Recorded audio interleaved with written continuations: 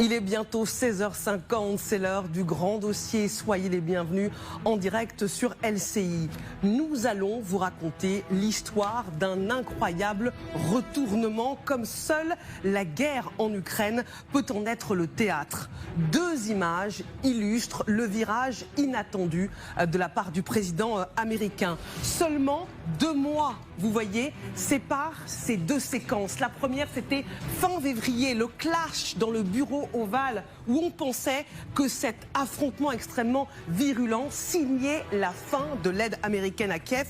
Et finalement, fin avril, ces retrouvailles historiques, une image qui a fait le tour du monde et qui n'a pas du tout plu au Kremlin. Trump a compris que le président russe était en train, je cite, de le balader et qu'il ne pouvait pas lui faire confiance. Il vient de conclure un partenariat économique et militaire avec l'Ukraine qui a déclenché la colère de Moscou.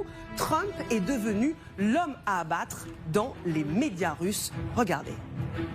Il a proposé de faire exploser 2 bombes nucléaires, de les faire exploser à proximité des 2 côtes américaines.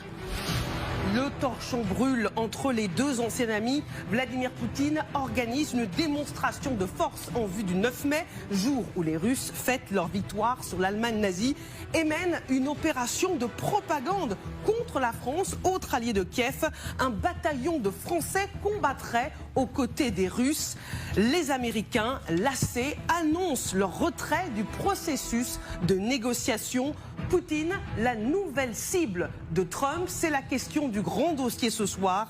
Écoutons justement le président américain fier d'annoncer son accord conclu avec l'Ukraine qui implique une présence américaine qui pourrait être interprétée comme une garantie de sécurité. C'est ce que réclamaient les Ukrainiens. On va entendre Donald Trump dans un instant.